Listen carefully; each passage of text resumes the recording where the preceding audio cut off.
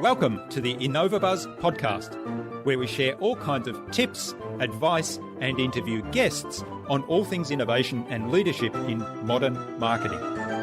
Each episode is a conversation with inspiring people who make wonderful contributions to our knowledge in these areas and spark curiosity and ideas to pursue. Join me, Jürgen Strauss from InnovaBuzz, and let's get into today's masterclass on this InnovaBuzz podcast.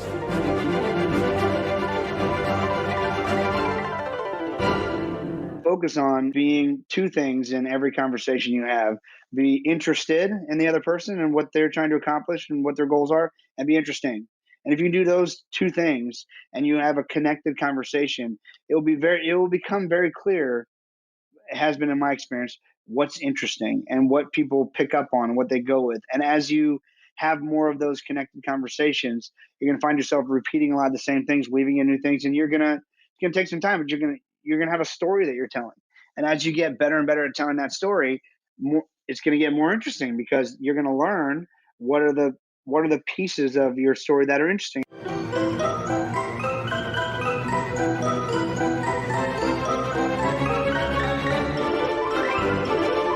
Hi there, Innovator. It's great to be back with another episode. I hope you've had an awesome week so far. I trust too that you enjoyed my recent conversations with Sunny Hahn of Atlas Solutions and with Joel Kletke of Case Study Buddy. I'm really excited today to have on the InnovaBuzz podcast as my guest an 11-time Emmy Award winning producer and director who also runs the world's largest celebrity branding agency. His name is Nick Nanton.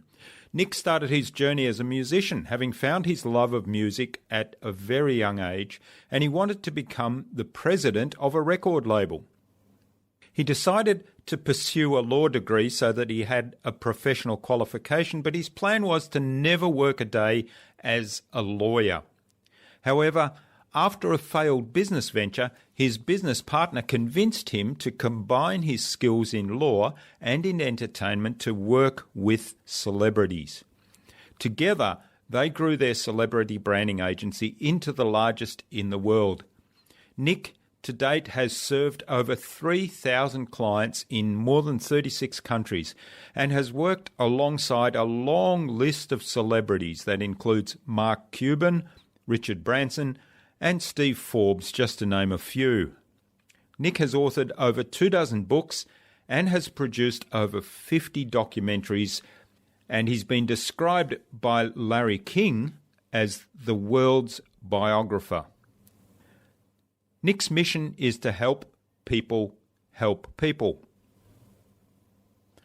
A quick promotional message from our sponsor, InnovaBuzz.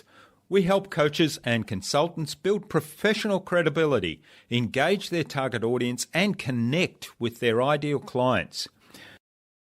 To do that, you need to have absolute clarity about who your ideal clients are and what your message is to them and how you can help them.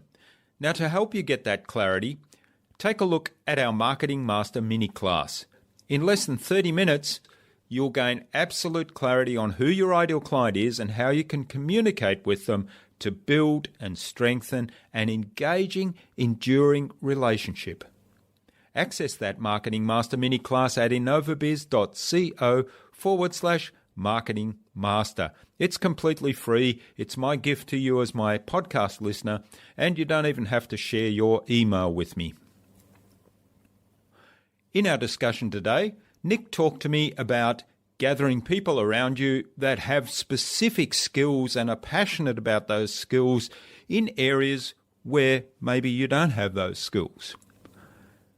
He shared with me how focusing on delivering and explaining the value is key, and that price is only an issue when the value is a mystery. And he explained how to find your unique ability and articulate your unique story. Without further ado then, let's fly into the hive and get the buzz from Nick Nanton.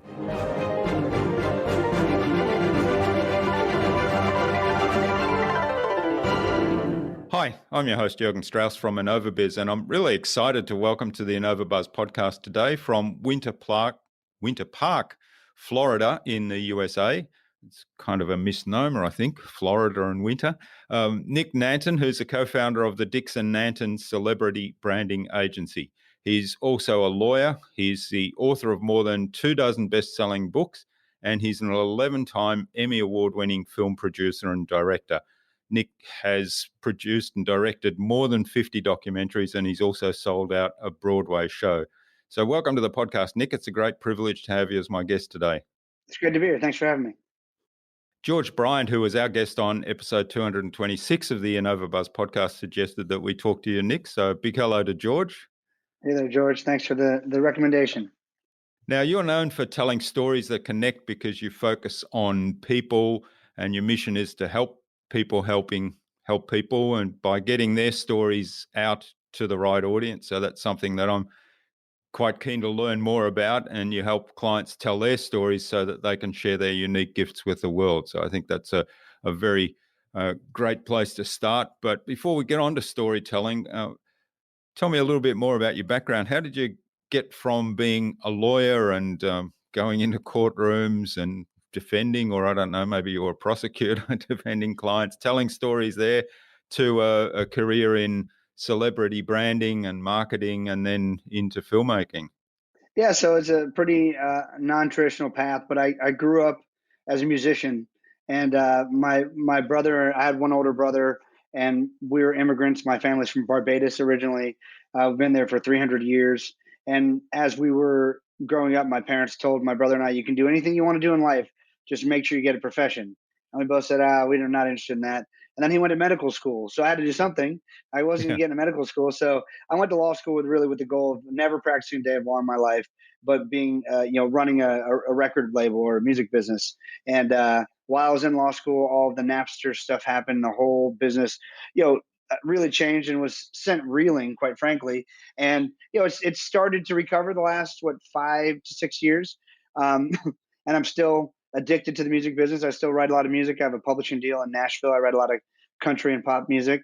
But when I was in law school, I partnered up with my mentor and current business partner. We've been in business for 17 years together, and he saw along the lines of the work that I was doing for bands and sort of creating their brands from scratch.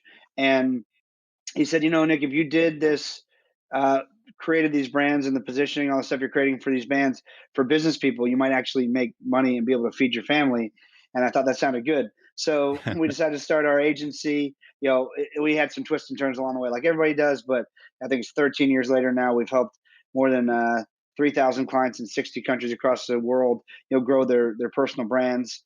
Along that journey, the more I would meet and interact with my clients and others, and get into in-depth conversation, I was just so fascinated by everyone's stories. And I decided, I had done some music video editing and stuff, just messing around in college and law school. I decided I wanted to try my hand at a short film, see what would happen. Found a great story about a little boy named Jacob who uh, had Down syndrome and was 6 years old and played t-ball, baseball at the time. And I read the story, and his dad had sent it to me, and I met his dad randomly in an airport, and we, just started talking, and then whatever, one thing led to another. We exchanged email addresses. He sent me this story, and it was a beautiful story, but I knew that no one's ever really going to probably see it. It was going in a local newspaper. So I went to my mastermind group at the time and said, "Hey, if you guys will help fund this movie, I'm going to go. It's going to be short. I'm going to try to do my best, but I'm going to try to go. I don't even know what that means. I'm going to try to go win an Emmy, see what happens." So we put the story out. We raised quite a bit of money. I produced it, directed. We raised quite a bit of money for for special needs kids. Got 2 Emmy nominations, won an Emmy, and decided probably maybe I should do some more of that. And then over the course of the years, I made my first film that was in 2010. So now, of course, of like 9, almost 10 years, I've just kept digging for the best stories I can find. So I would say that it's not as unlikely as it sounds on paper. I've always been chasing sort of the entertainment side of things, whether it's music or I didn't expect I'd get into filmmaking, but I got in. It now makes a lot of sense to me now because I coach a lot with Dan Sullivan, a strategic coach. He's a top business coach in the world, and to entrepreneurs. And Dan talks about really just discovering and nurturing your unique ability. And I'll take it from Dan's quote because we test out very similar in a lot of different tests, and he shared with me his unique ability was having great conversations, and that's truly is mine. And the reason why film works so well for me is because all I have to do is have great conversations, and I just fill in everyone around me from from cinematographers to editors to music, to sound mixing, and they all do their job, and all I have to do is have a great conversation. So for me, like podcast, no problem. If Mm. it requires more than me having a great conversation, I'm probably not real interested. But if I can have a conversation with somebody, I'll do it. And so, so we still work with clients all across the globe. I spend 80% of my time, I guess, probably making films around the world. I'm directing 15 films right now, and then I have a team that runs the agency, and then I spend about 10% of my time in the agency, just working through different new initiatives and stuff. Maybe a little more than that, and then about 10% of my time I spend songwriting in Nashville and delivering my the songs I've committed to my publisher and helping new artists release music. So that's my life. That's great. Well, it sounds like you're really busy too. Uh, Between that and the 3 kids and my wife who still likes me, yes, it's very busy. um, yeah, I'm fascinated the storytelling aspect. Going back to the branding work you do with clients, was that where you developed the storytelling approach? Or maybe other question, what was your approach to the to branding somebody? Yeah, so yes, I think I learned it along the way, but what I saw so many people sort of missing the boat in their branding and positioning. Because look, at the end of the day, if you don't know someone's story, they're just another person. I mean, it's just the way Mm, it is. And so when you figure out that you know, you can spend all the money you want, and not that you shouldn't do a great job at creating logos and color schemes and look and feel and all that sort of stuff. You should, but people start there, and that's not where you should start. And so I learned to make it just as easy as I could to try to help my clients get it. That I always just say your brand is simply your story, and branding is just storytelling. And a great brand is a story that people like to share for you. And so as I was digging in, working with all sorts of uh, regular businesses, financial advisors, doctors, dentists, lawyers, whatever it was, the world views you as a commodity until you share your story. And when, look, there's only one reason why you and I are sitting here in a podcast halfway across the world. It's because of what led us to this moment. And when you don't sort of honor the things that led you to these moments, you miss the whole boat. When you stop and think about what led me on that path of going to law school and then staying in music and then working with business people. Like for someone who wants to build their personal brand, to be known as the best in their industry or the celebrity in their industry, I would venture that I'm the most uniquely suited person in the world to do that because of the journey I took. Now, I there's plenty of missed turns, wrong turns. I mean, there's all that, and as you get into different styles of storytelling, more of those things come out. But at the end of the day, this is where I've ended up for a reason, and so it's my story that I share makes me have best-selling books, or gets me on a podcast, or gets me in a speaking engagement, or gets me a client because people say, "Oh, that story," whether they say it consciously or subconsciously, that story makes sense to me. I think mm. this guy can help me, and so I really just saw so many entrepreneurs missing the boat of just trying to do really corporate slick stuff. Not that it shouldn't. Again, all my stuff I think looks great, looks nice. We work really hard on look and feel, especially with movies and movie posters. And but if you're not telling your story, then you're just another dentist or whatever it is, and you're just going to go by the luck of the draw, whether you get more clients or patients or not. Yeah, yeah, yeah. That's a really good point, really important point. Now, I, I'm the other part of it is the know, like, trust factor. So people get to know you by the story, and if the story resonates with them, there's a level of like already before they've met you personally, right? So I think that Absolutely. that's the other thing that's really important there. So, in terms of telling a story in a business sense, what makes a good story, or what makes a good structure? Let's put it that way, because the story is dictated by what you've experienced, I guess. That's true. I mean, I would start with the basics, and then sort of when I make a documentary, where I start with all of them. Now they weave and can get more complex, but look, there's the best way I think to share a story to begin with is look at the, you know, past, present, and future. And so, where did someone come from? What got them to here right now that is relevant to how they can serve the person in front of them? So, a lot of times, someone who becomes a money manager might have grown up broke and saw that their parents just didn't understand. They were never taught how you can get wealthy. I'm just making this up, but it's not an uncommon Mm, story. Or grew up so poor they had a hard time eating, and they knew they never wanted that to happen. So they spent all their waking hours, even as a child, learning about how money flows and moves and how you can make it and whatever. So I mean, there's something when you talk to anybody, there's something that drove you, that drives you. You know, again, my business coach Dan Sullivan, I'm going to quote him a lot because he's really smart. He says, there's two types of people: batteries included, batteries not included. I only want to work with people who are batteries yeah. included. They're people who are driven to do something. And it's people, when you work with someone who's driven to do something, there's a reason. Now, it could just be money. Those are typically the most boring people to work with.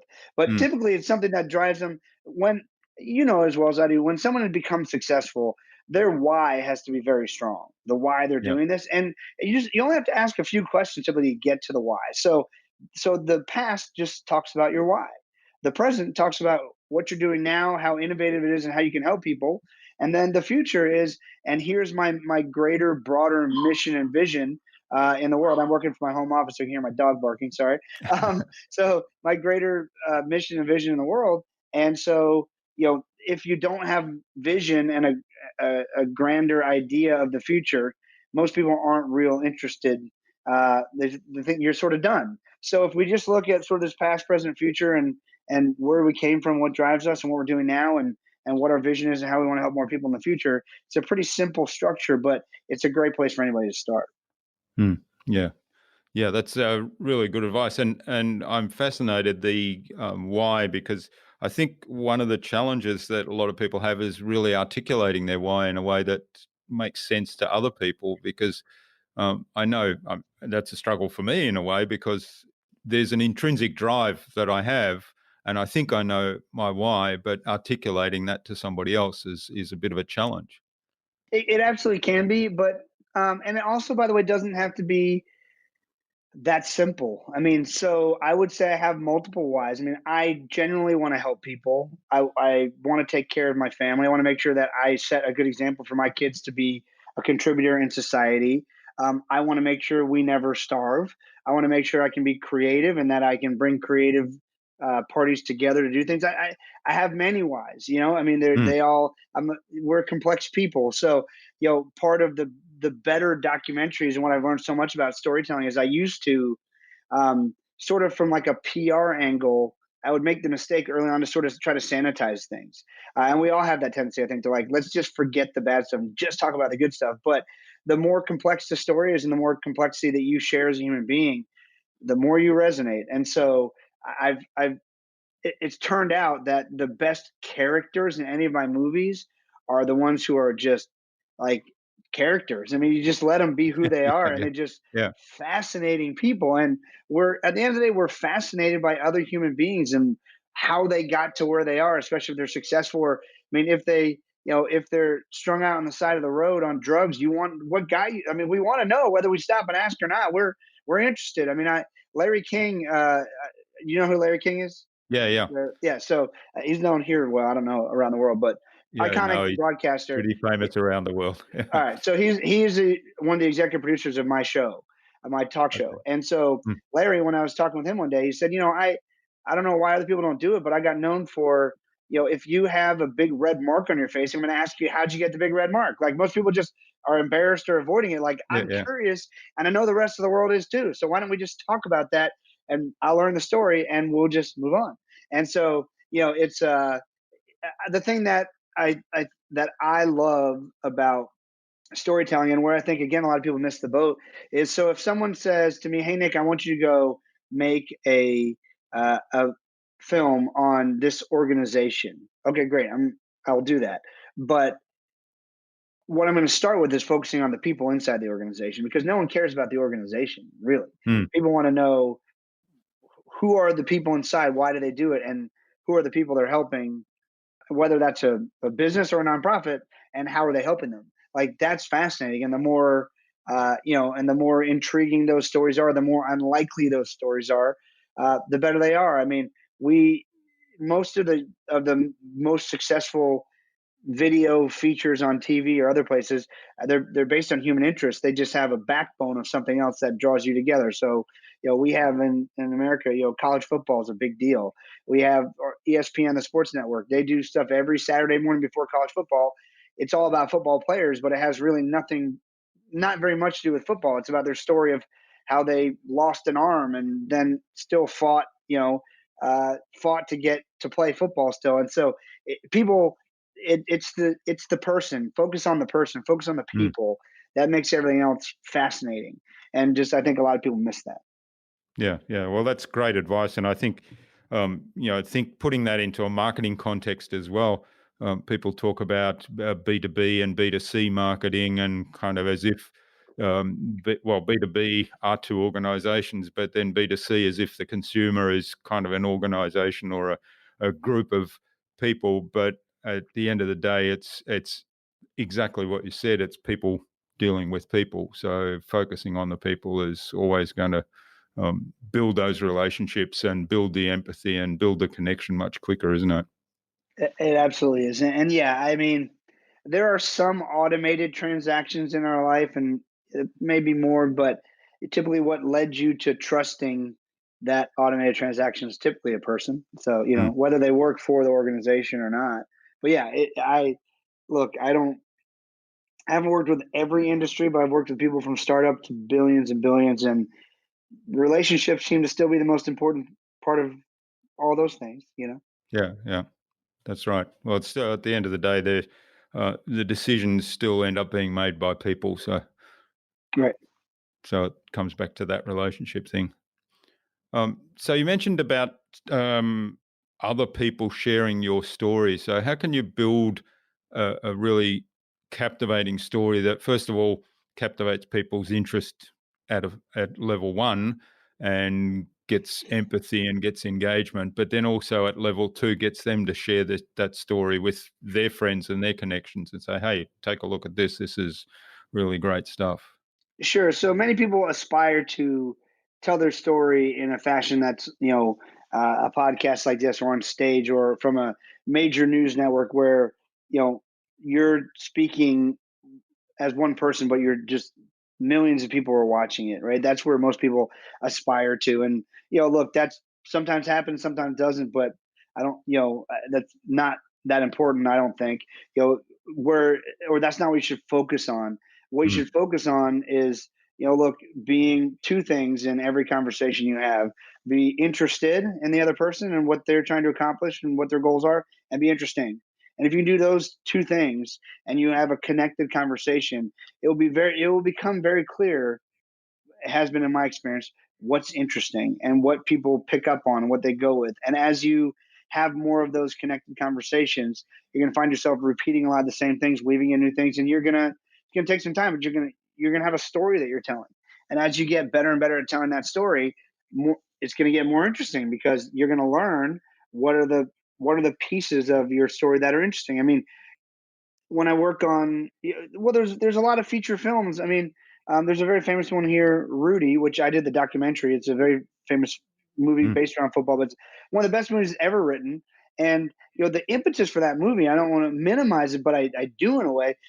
Rudy played two plays in one football game his entire college career, but his story that went around that made it an iconic, one of the top 10 sports movies of all time. And so the way he learned to share his story, because it wasn't about those two plays, those were two things that would make people pay attention, but it was Yeah. how it was his struggle to get there. He didn't even take the standardized test that you have to take to get into the university, so he technically couldn't get in, but he made relationships and worked really hard and did what they told him to do so he could get in. They said he'd never make the football team too small. He works hard, and so it becomes this.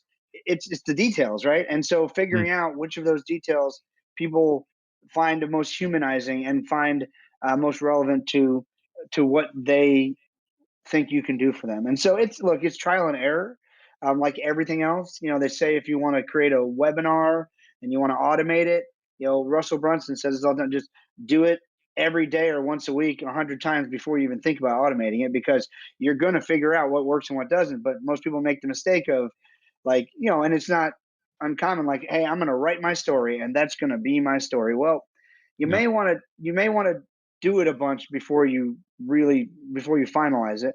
And what story is ever done being told? Well, that's not a I'm not looking forward to that day myself. So let's just keep living in the story. And I my story evolves as things are more interesting to me or more present in my life. Certainly, I've got three kids that are 14, 11, and 8. So my world changes along with theirs. There's different Yeah, things we yeah. do as a family. There's different things you have to process with children of different ages to know how to help them identify people who aren't there to help them and things like that. And so, that I think, I tell a lot of my clients, I have clients come to me. We have a big annual event every year in Hollywood. And clients come to me all the time and say, hey, Nick, here's my budget for next year. How should I spend it? I say two things. Number one, I'm really glad you asked me that question because it proves my model. Because you feel comfortable with me to tell me how much money you have and ask me how you Mm. should spend it, and that's because I've taken the time to build trust with you and I've shared my story. And it also proves that the reason why you're willing to do that is because I've done everything that I'm telling you should do, and you should too on some level. But what do you want to do first? Do what you're most excited about, because if you're most excited about it, you're going to talk about it a lot, and it's going to propel you. It's going to give you momentum because you're just Mm. can't wait to tell more people about it. And so that's how you should be with your story too. If telling your story is boring you, then you need to look at what you're doing, Yeah, because yeah. if you're not inspired, you're certainly not going to inspire the person on the other end of the conversation. And so what tell the part of the story that is exciting to you right now. And then typically they'll say, well, what, that's cool, but like you, how did how did you get to this point? Where did that come from? And when someone's genuinely interested in learning more about you because you've engaged them, you'll start telling your story. It's I mean, it's almost impossible not to, right? Mm. Yeah, yeah, that's a great point. And I like what you said there about if you're not passionate, if telling the story is boring, then clearly you're not passionate about that particular part of your story or your life. Right. And that's a big red warning sign, isn't it? Yes, it is. And I Right know on. I've yeah, I know I got to that point a little while ago in my corporate career before I eventually and I kind of lived in that space for quite some time before I finally realized that, hey, I need to do something here. I need to make a change. Yeah. Yep. All right. Now, speaking of stories, I heard you tell a story about how you became an Emmy Award winning film producer. How you actually decided you wanted to be a film producer and win an Emmy. So tell us a little bit about how you went about that. I just Googled how to win an Emmy and I followed the directions. And, it was pretty interesting. It said, look, uh, your production quality needs to be great. I mean, because it's easier and more inexpensive than ever. It's cheaper than it's ever been to do. I mean, with iPhones and great cameras and access to software and all that stuff, like, this shouldn't be that hard. But most importantly, you need to execute. Well, you need to execute well on that. But most importantly, you need to find a great story. And I knew that the story that I had was a great story. And so if I could execute well on the fundamentals, then it would be a great story. So I may not win an Emmy on my first try. I mean, that was pretty unusual. I think, but I tried not to reinvent the wheel. I Mm. said, how does this work? Um, share, like digital mentoring. I googled it. What should I do? And so you know I also learned from years and years of working in the music business. Like, I play guitar. I've been playing guitar for 33 years. I'm not bad. I can play about anything I want, but I'm not the best guitar player. When I went to go to Nashville and LA and New York and I saw people playing, my jaw dropped. I'm like, okay, well, Yeah. I don't need to do that. Why don't I just pay that guy to do that? And I play drums even worse. So I just pay the guy to play drums. And let me just stick in my lane. That's why I write. I'm a songwriter. I love it. I can, yeah, I can carry a tune. Yeah, I can play guitar, but there's people who, like, the world will stop everything and spend thousands of dollars to go put 10,000 people in an arena to do that. I realize that's not me, but what part of the equation do I fit the best? So if it, for me with films, it was like, okay, I've been through this before. I found a great story. I know I can connect with people. I can definitely do the interviews. Let me go hire the best cinematographers I can find and afford, the best editors. Let me build a team that they can all use their unique abilities to support mine. And that's, I didn't have the vocabulary for that at the time, but it's really all it takes, I think, to be successful in about anything. Like, what am I great at? And what do I love doing? What am I passionate about? What would I do every day for free? But I'm so good at it, people would pay me. Let me just keep working on that. Let me build teams of people around me that can fill in the gaps. And, when you got a team, you can accomplish a lot more. Hmm. Yeah, that I think there's a great lesson in that for any business that, um, you know, in small business, there's a big tendency, and I've fallen into that trap very early on as well, to try to do everything. I can do that. I know how to do that. Like you say, you might know how to play guitar, you might know how to do drums, but it's not necessarily what your strength is. And it takes time away from doing things that you are really good at. And by building a team around you of specialists that are good at different things and pulling that team together, you actually can achieve a hell of a lot more. Exactly. Yep. Mm. All right. Now, one of the things I'm really interested in is building that emotional connection with people when you're doing those interviews. I mean, is there something that, are there things that you do to set that path or set the course there, or is it just a natural ability that is intuitive? I think a lot of it is intuitive. I think most importantly, from the time, just because of my personality and the way I was raised, from the time I get there, I want everyone there to know that I'm there.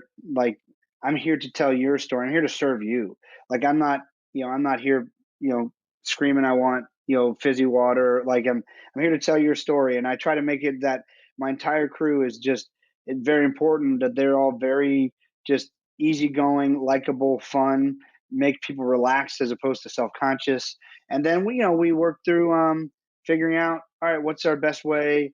Uh, how is this going to be most comfortable? Like, I did an interview with Richard Branson one time, and he was very kindly giving me a few minutes between other interviews that someone else had tried to sabotage. But I emailed him. He was like, "No, no, no, I will give it to you. Just find me." Well, I ran and found him, and he said, "Oh my gosh, I thought that's the interview I just did. Sure, interview me right here." And my crew, the normal thing to do, the smart normal thing to do would have been to mic him up, like, drop a lavalier microphone on and get ready. And I saw what the last people had done interviewing. They put all these lighting scrims all around his head, and it was so uncomfortable for him that he just Mm, was miserable. So I just told my crew, I'm like, just forget about all that. We'll fix it later. I knew we had good enough audio on the camera. We could, because just having Richard in the movie was more important than about anything else, right? And so I just said, "Hey, Richard, tell me." He's like, "What do you want to do?" I was like, "No, just talk to me right here. We're fine." It's like, "All right, I'll just stand by this tree." And we had a great. And he spent like way longer with me than he had committed to. He was laughing. He was blowing kisses at the camera. We had a great time. We connected, and then I said, "Thanks so much." Where he's like, "That's all you needed." I'm like, "Yeah, it was great. Thanks so much." Like, "Great. Anything else you need, tell me." And so I just wanted to make it easy and enjoyable for him. And it's funny. I mean, most crews that come in somewhere, doesn't matter where you come into, the crew is typically, I would say from my experience, they sort of feel like entitled, like everything is usually, like, think of a movie set. Everything that happens around there is the what goes on tape is the most important thing.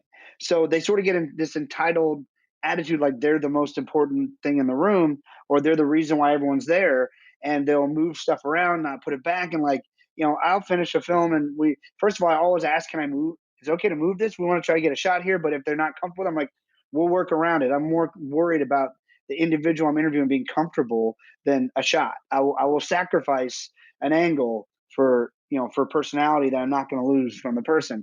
And then when we're done, I typically help make sure like everything is exactly where it was before, because why not make it easy? So my goal is to make mm, our crew the easiest crew in the world ever to work with. Then anytime you work with someone else, there's such a stark contrast. You're like, man, I wish Nick and his guys were here. They just made this so easy. Now we got these guys in here, messing up the place, not putting things back. And so I just try to make it from the moment we get there that, hey, we're here to serve you. Thank you so much for your time. We Let's make this as transparent, as easy for you as possible. And just things that naturally would set people at ease and let them know, okay, I can relax, because most people don't spend a lot of time on camera. It's not, I also yeah, don't yeah. try to get people to talk to a camera. That's a tough skill to learn. I try to get people to talk to me, and I just film off angly enough to where it looks right. People often, when I do sort of more commercial work with people, a lot of times they'll ask for a teleprompter, and I'm like, how have you used a teleprompter before? Have you read? Why? No. Well, then I'm not giving you one now because that's a very hard skill to learn and look Mm. natural. So I just try to keep it as natural as possible. If you let people be themselves naturally, they're gonna come across best. Even if it's not polished, it'll still be best. And editing is our friend too. Mm. Yeah. Yeah. Well, there's a lot of great pointers in that, and I think I'm going to have to listen to this again and make some notes because I think there's lessons there for doing a podcast too. And it's always my aim to try to make the guest feel really comfortable initially, but all the preparation and leaving things as they were when you leave. And yeah, there's lots of good tips there. So thanks for that. No problem. Now, one of the other things in terms of sharing stories, how do you go about, and this is going back to the branding angle, I guess, how do you go about determining where the best place is to share those stories so that they reach the right audience? Um, that's always a wild card. I mean, really, the more I do this, the more I'm learning that at the very beginning, at least, you should build momentum by starting where the people are who would most like to hear that story. So I just did a film not long ago that we won some Emmys for about post traumatic stress disorder and soldiers coming home from war and service dogs helping them and helping them not commit suicide and helping them live normal lives. And so, the best place to start promoting a movie like that is in service member communities or, Mm. animal lover communities or service dog communities. And then you can build momentum and keep sort of stringing out from there. But, it's so many people. I'm making a series right now, actually, on a big podcaster named James Altucher. And, James has a book called Choose Yourself, and I love the idea. It mirrors what I've been talking about for so many years to musicians I work with or people who want to get into something like entertainment because it's a popular field, and Yeah. they keep waiting for that one person to come by and dub them, worthy Give and them make them permission. Yeah. famous or Yeah. whatever. And if I always have said, like, so James starts with, why don't you just choose yourself? Like, yes, choose yourself as the one who can go do this. And then, I've always said, instead of waiting around for that, instead of doing everything you can to strategically position yourself for that one person to find you and sign you to a record deal or as an actor or whatever, why don't you just start building a fan base and sharing what it is that you do?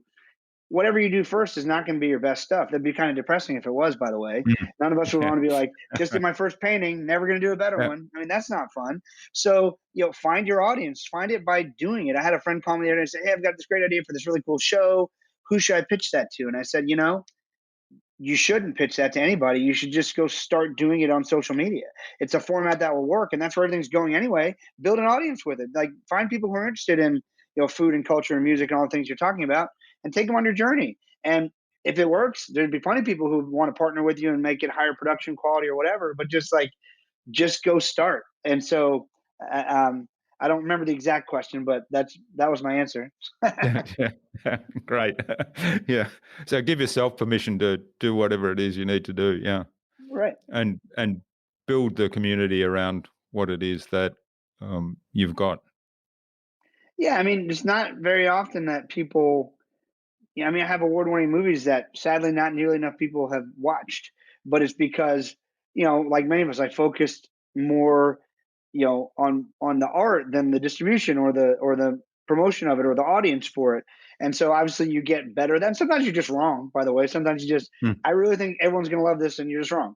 Um, Thankfully not too often, but you know, but I also, that's not really, I mean, finding good stories and everything else is, I love doing that. I don't particularly love going out to find the audience for it, but there's people that's their job. They like figure out where's the best distribution outlets for this, or what's the best PR I need to put together for this, or what's the best marketing I need to put together for this.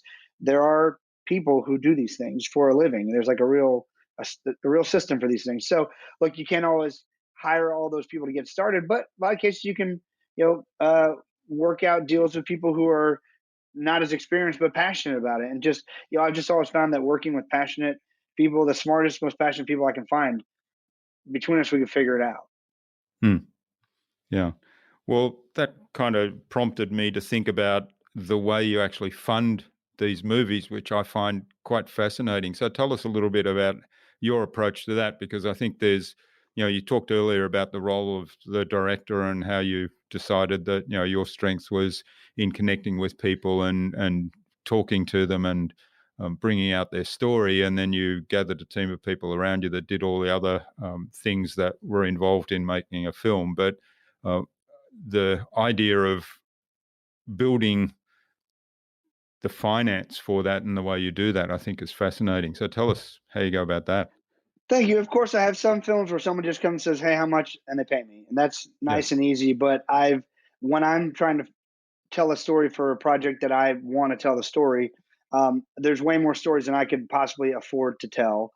And I've realized that the experiences, if I can create experiences and value for people around these stories, whether that's the experience of being involved in learning how this all works, or spending time with, when I did Brian Tracy's documentary, or Jack Canfield from Chicken Soup for the Soul, or Jay Abraham, people want to spend time with them, so Mm. they would pay some money to spend some time with them and be a part of this process and the project. And not as an investor. I not that I wouldn't in the future, but thus far I've taken no investments. It's all just been, I like what you're doing, Nick, and you've given me enough value. You're going to exchange enough value that I'll give you some money to be a part of the process. And we can all, everyone can put in a minimal amount of money and not risk their life, and ride along with a group, collective, collaborative project that has a greater outcome than any one person is putting in. And I just found a way to to attract and gather the people together who I thought would want to go on that journey, and thankfully we've done that a lot of times. And so to me, it really is just, obviously I have a reason I want to tell the story. The more it resonates with other people who want to tell the story, the better. But then also, okay, I realize that's what I want. What does everybody else want? How can I put together, a list of deliverables and valuable things that are valuable to them, so that so they'll give me what I want. And so doing that, and not in a transactional way, in a relational way, like, hey, if I were in their shoes, what would I want? How would I want to be treated? Cool. Let me create the coolest experience that they'll rave about, and those become the stories that they're going to tell forever. I have so many clients bring me other friends who want to get involved in documentary films and stuff with me. And by the way, whenever I try to tell this stuff to people in the entertainment industry, they don't get it at all. And a lot of times they think I must be lying to people. They're like, why would people ever give you money without a return on investment? I was like, well, they're getting a return on their investment, just not dollars for giving Mm. me that. They're getting, a return on investment of investing in themselves and learning more and positioning themselves, and spending time with really unique people who can give them unique perspective, and then being able to share that they were part of this film, and being able to share those values through a well put together film with other people. Like, there's a lot that goes into it. They just are so money focused that they can't possibly understand how I could do this and people would be happy about it without Yeah. getting dollars in return. Yeah. Yeah. Well, I think it comes back to, I mean, I think that's a wonderful model, and it comes back to providing an experience for people. And something you said there in that answer that I think is really critical, and it goes to the core of all marketing, but it's sort of at the core of your values as well. And that's to understand what values people have and what their expectations are and what they're actually looking for, having empathy with them and kind of figuring out what is it that they would value as in terms of an experience or something, and it's not necessarily money. Many times it's not, and that is, Mm. that's sort of like when selling. Most people go to price fastest to try to discount to get a sale. It's like, well, Yeah. you're valuing the wrong thing. I mean, price is irrelevant when, like, so price is only an issue when the value is a mystery. If people don't Mm. know why it's valuable, they're not going to pay you. But I mean, if I tell you a story and I say, if you give me $100, and I can, and if I can guarantee this, I can't. But if I could, you get my point. Every time you give me $100, I give you 1,000 back. Well, you'll have no problem finding me as many hundreds as you can find to get 1,000 back. But when, first of all, that breaks down when you're dishonest and you're like, oh, I got this great plan and there's no holes in it. There's what, Mm. and they give you 100 and they don't get 1,000 back. That's a problem. But also, just also, the first thing I've explained a value, that's very easy to see the value. There's an extra $900, but most people go straight to the money, as opposed to, like, what are the things that are surrounding this concept that actually have value. And that's, when you dig into that, you'll find there's there's so much more value in things than the money.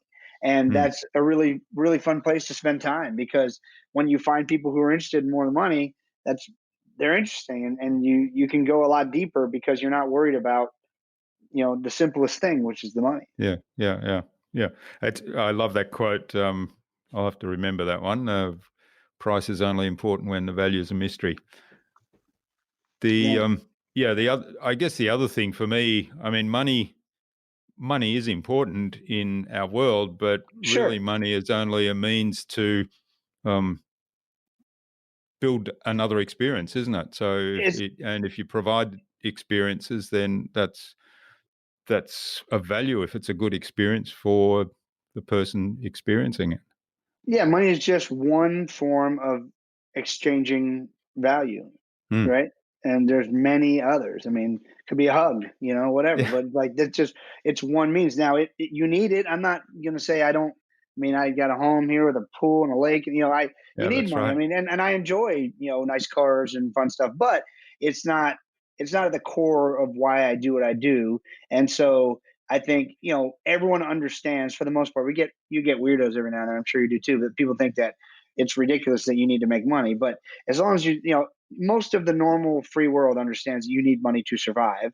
And so, okay, let me tell you what. Let's put that aside, and let me tell you what I can do for you, and let me tell you what I've proven that it's worth, or what I think it's worth if you haven't sold a lot of it yet. And if that aligns with what you need, we can move forward. If not, tell me what doesn't align. Maybe we can fix it, or maybe we're just not a good fit. But Mm. it's very easy to get past the money when you go to the value, because that's what we all buy. I mean, whether we want to admit it or not, it could be the value of the quick hit of dopamine from buying a piece of chocolate. You're buying the Yeah, value that you're going to get out of it, right? yeah. And people have used that for good and for many more evil things. But Mm. that's just, I mean, much like I've learned to go where the audience is. I've learned to sort of not try to change the way humanity operates. Yeah. All right. Well, this is absolutely fascinating, Nick. I could go on talking for ages with you and following up on your experience. And I know you've also recently started a documentary series, Masters of Success, which is something I'd encourage people to look up. And I'm sure there's lots of learnings and insights there that you're sharing with people. But I think looking at the time, it's probably a good time to move on to the Buzz, which is our innovation round. And it's designed to help our audience who are primarily innovators and leaders in their field with some tips from your experience. So there's 5 questions, and hopefully you'll give us some really snappy, insightful answers that'll inspire people to go and do something awesome today. Cool. Let's go. Not that they need permission, right? Right, right. Yeah. All right. So what's the number one thing you think anyone needs to do to be more innovative? To be more innovative, I would say you need to look at uh, the way it's being. Try to find the gap between what's being done now, what the product, service, value being provided, and what others on the other side really want. And so, if you look at the method of delivery now, and then you put yourself in the shoes of the other side and say, well, what would make it better? What would make it more exciting? What would make it more fun? What would make it have more value? Ask those types of questions, and it's easy to be innovative, because you'll find that most people are just sort of phoning it in. They're not, most people out in the marketplace are not constantly obsessed with how to make the experience of the customer better. And so if you just one easy way is take what they're giving them and just figure out how to make it even better for the end user. And that's one pretty simple way. I mean, we do that all the time with our products and services as well. Are we missing the boat on what they really want? We didn't think we were, but maybe we are. So what do they really want? And let's put that in, and so that you innovate and you try to create what it is that creates the most value for people on the other end.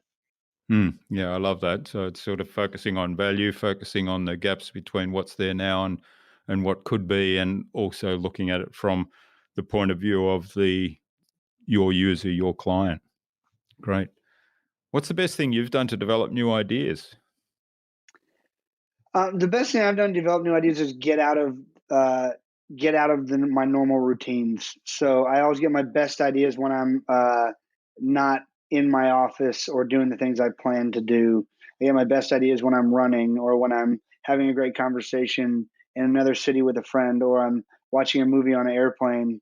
And I'm thinking, oh, how does that connect? But removing myself from the pressures of delivering something, and just letting myself sort of experience whatever whatever the moment I'm in is and whatever that has to offer, whether that's again a great conversation or great nature, whatever it is. If you allow yourself to connect with whatever it is in front of you, you get, I don't know, at least I get creative. I get Mm. ideas. Yeah, yeah. So you switch off from the everyday kind of routines and be present in wherever you are right then. And often, I find that often in those situations, you see something and it just forms an unconscious connection with an issue or problem or a question that you're dealing with. All the time. I mean, and that, Mm. I don't know, I've ever explained it that way, and it sounds very mythical or something, but no, truly, like, yeah, when you get out of when you get off the emails that you have 47 left to answer, and you put down the book that you have 37 pages left to read, and you just go do something else that sort of just is whatever you feel like doing, that is sounds better than doing that. You can't do it all the time, you got to do the work, Mm. but just sort of getting out of the normal ruts of things that don't inspire you, and spend time with people in places that inspire you. Yeah, great. Now, do you have a resource, a favorite resource that you use most often? Favorite resource, I probably Google. Yeah. Um, that and my other favorite resource I use most often is my team that I've built of people who are around me who are so much better than me at so many things. So, for instance, I love interviewing people, but I also didn't want to ever be. I did some interviews before where I got some good stuff, but I don't like doing a lot of research on things. So I realized, hey, I could do much better interviews if I just paid someone to do the research and had them give me the bullet points. So now I know if I'm going to interview somebody, like I've paid someone who really loves digging back in someone's past and finding the most interesting things that a lot of people may not know about, and let's talk about those. So Mm. I'm prepared for most of my interviews now by reviewing for like 20 minutes. Yeah, I reviewed for like 20 minutes, and then I have it with me like an iPad, and I never, I go down any road that's interesting that they like going down. But when we finish that road, or if they're not interested in it, just go to the next thing. And so Mm. now my interviews are much better because someone else prepared for me. And that Yeah. was an easy thing, but something you sometimes you wouldn't think that you could do that. Like, oh, I gotta do all this. Well, no, find resources around you that love doing that and let them do it. Mm. Yeah, that's great advice. So the team aspect, and I think that's come out in our conversation before. So great. Now, what's the best way to keep a project on track? Um, It's a great question. Have somebody who's responsible for that. So I'm always thinking about. Obviously, I know what my deadlines are and things are coming up. So I'm pretty good at juggling projects. But I have a couple people who, I will tell them, here's what I need to happen by this time, and if I'm the one holding you up, feel free to take me to task for it. And Mm. so they are responsible for making sure this gets scheduled, that gets done. That so I would say again, allowing those who are great at organizing things like that, let them lay it out. And if you're in charge, you and the client agree to it. But then, and have good lines of communication so that because things do happen, sometimes things go awry. And Mm. so, I don't know, just finding people and ways to organize. And again, for me, it's I'll quote him again, Dan Sullivan. He says, look, most of us by the time we get to where we are in our lives, we're looking for more who's, not more hows. Like I don't want to know how to do it. I want to Yeah. know who can do it and who can do it effectively, efficiently, and do it well. Just give me the who. That's what I Mm. want. Yeah. Yeah. That's great. I love that too. Looking for more who's than hows. Yeah. Yes. Great. Now, last question of the buzz round is what's the number one thing anyone can do to differentiate yourself? And I think we've probably talked about this one. I mean, be yourself. Look at Mm. what are the pivotal moments in your life that you feel like led you to where you are right now. And some of those are painful. Some of those you have to discover, why am I thinking of that when I'm thinking this, when they seem seemingly disconnected. And sometimes they're not relevant, but most of the time they are. Mm. And tell your story. Yep. All right. Well, thanks, Nick. This has been really great. Now, where can people find out more about you and maybe even reach out and say thank you for what you've shared with us today? Oh, thanks. I'm on all the social media. My handle is Nick Nanton everywhere. Twitter, Facebook, LinkedIn. And then nicknanton.com is easy, or just Google me. Use one of my favorite resources and you'll find the websites, the films, all that stuff. Great. Yeah. And we'll make it easy for people by linking to most of those in the show notes as well. Awesome. Well, thanks for having me, man. I appreciate it. Yeah. So what's the number one piece of advice you'd like to leave the listener with as we wrap up? Number one piece of advice, be you. Everybody else is taken, but embrace what that is and figure out what your unique ability is, because many of us fight that for many years. And then it's sort of like when you figure it out, life gets so much easier. So, yeah. All right. And finally, then, who would you like me to have a chat with on a future InnovaBuzz podcast, and why? Man, I got so many people I could send you to. I want to give you somebody good, so I'm going to make it suspenseful, and I'll think about it, and I'll send you an email and get you somebody good. All right. Great. I appreciate that. Thanks, Nick.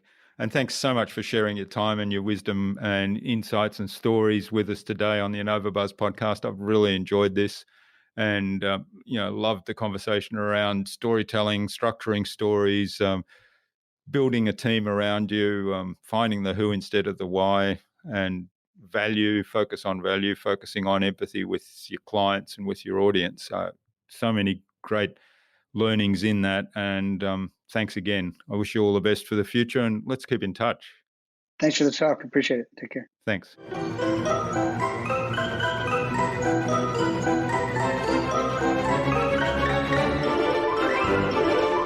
I hope you enjoyed that insightful and informative conversation with Nick and took something away from his episode. Nick's story is certainly inspirational, and how he serves his clients and his audience is a great model for all of us producing content for an audience. And I love his quote of price is only an issue when the value is a mystery. I'd love to know what you took away from Nick's episode. Leave a comment below the blog post, which you can find at innovabiz.co/Nick Nanton. That is NICKNANTON. All lowercase, all one word, innovabiz.co/Nick Nanton. You'll also find contact information for getting in touch with Nick there, as well as links to his website, his many books, his many films, and the DNA Celebrity Branding Agency. Nick suggested we have a conversation with Greg Rowlett of Ambitious Media Group and with Lindsay Dix of Celebrity Sites on future InnovaBuzz podcast episodes. So Greg and Lindsay, keep an eye on your inboxes for an invitation from us to the InnovaBuzz podcast, courtesy of Nick Nanton. Remember to check out our Marketing Master mini class at innovabiz.co/Marketing Master. It's completely free and my gift to you for being my podcast listener. And it's also accessible without even giving away your email. But most importantly, in less than 30 minutes, you'll gain absolute clarity about who your ideal client is and how you can communicate with them to build and strengthen an engaging, enduring relationship. And if you'd like our help to go even deeper into marketing mastery or help with podcast production, then send me an email to jurgen@innovabiz.co and we'll set up a quick call just to have a conversation and find out if indeed we're even a good fit for one another. Tune in again next week to the InnovaBuzz podcast. We've got some more fantastic guests lined up, including Heather Lee Dyer, author of Creativity Over Perfection, and Bob Dick, a change consultant. Stay connected with us by subscribing to the InnovaBuzz podcast at innovabuzz.com/subscribe. innovabuzz.com/subscribe. Make sure you never miss another episode. It would also mean a lot to me if you leave us a review, because what you think matters. I'd love to hear your thoughts, your ideas, your suggestions, or questions you have, so go ahead and share them in the comments below the blog post for this episode. Until next time, I'm Jurgen Strauss from InnovaBiz. Remember, be awesome and keep innovating.